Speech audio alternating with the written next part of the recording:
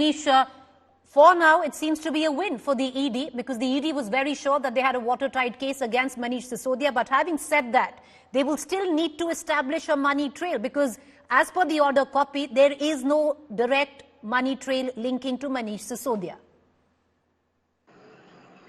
Well, Preeti, there are two things here. First of all, the case of Central Bureau of Investigation. Even CBI has not been able to prove that certain amount of money was given to Manish Sisodia to bring a favorable policy. But remember, the case which has been made against Manish Sisodia is under Section 120B, that is criminal conspiracy. So if this is a criminal conspiracy case against Manish Sisodia, then there are several accused in the case. It doesn't matter whether you have taken money directly or not.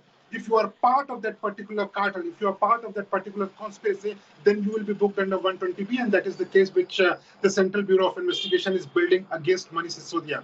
As far as the Enforcement Directorate is concerned, under Prevention of Money Laundering Act, it doesn't matter whether Manish Sisodia has directly taken any money or not. That is what I am saying after speaking to several officials in this case.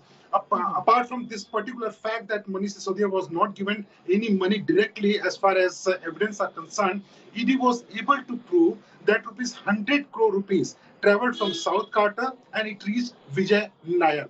Out of 100 crore rupees, 45 crore rupees was spent in Goa elections. That particular fact is still being investigated by the Enforcement Directorate, but that part is also mentioned in the Supreme Court order. So under Prevention of Money Laundering Act, if you are a person in position who can help in money laundering, then you also remain as accused in the case. And these are the things which have gone against Manish Sisodia. As far as money trail, directly linking to Manish Sisodia, you are right in pointing out that there is no direct evidence. But as far as law of CBI and the Enforcement Directorate is concerned, it doesn't matter whether Manish Sisodia has directly benefited himself in this entire alleged scam is concerned or not.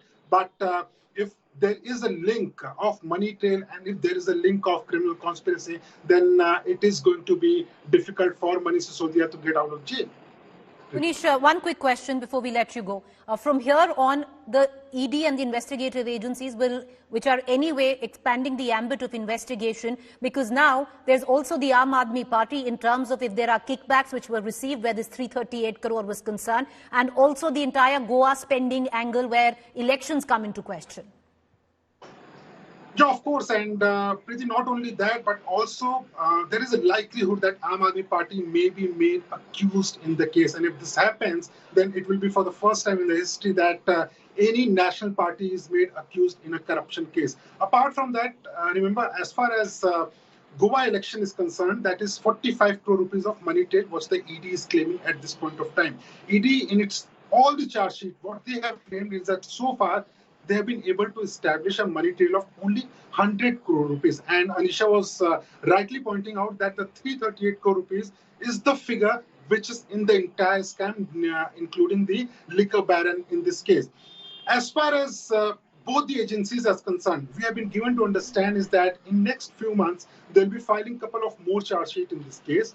If there is more money trail in this case, then that part will be mentioned. Remember, Sanjay Singh's charge sheet will also come in very soon by the Enforcement Directorate. And later on, the ED will try to build a case against Aam Aadmi Party. So it seems that, trouble will be mounting for not only Aam Aadmi Party leaders, but also the party itself. All right, not just the Aam Aadmi Party leader, the party itself, and the coordinator is none but Mr. Arvind Kejriwal, who's already been in the hairs of investigative agencies. Manish, appreciate you joining us. Anisha, just one quick question before we let you go. Now, the Aam Aadmi Party is saying that they're going to file a review petition. Which would be quicker in terms of a review petition, or do you think the case will itself come up for hearing in the next 3-4 months?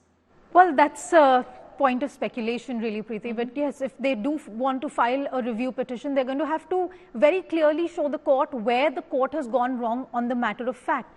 In fact, if you look at it factually, the court has accepted every argument by Manish Sisodia. The only reason Sisodia has not been granted bail is because there is a conspiracy which is under investigation, and that cannot be disputed on a question of fact or of law.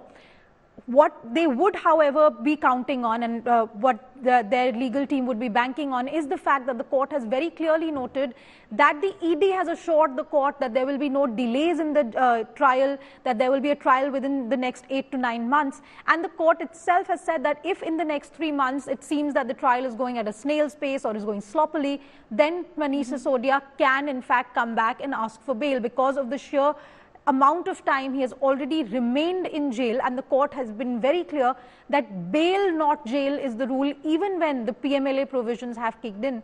So at least on a if you take my opinion as a legal reporter, there is as much time as the review plea may take. That is the kind of timeline we're looking at as far as Sisodia's next bail plea is concerned. All right, okay. We'll only know in time to come. We're going to keep a keen eye on all developments. Of course, trouble for the Aam Aadmi Party, in whichever way one might look at it. It's a huge blow where Manish Sisodia is concerned, and also now trouble brewing for the Aam Aadmi Party. Thank you, Anisha and Manish, for joining us.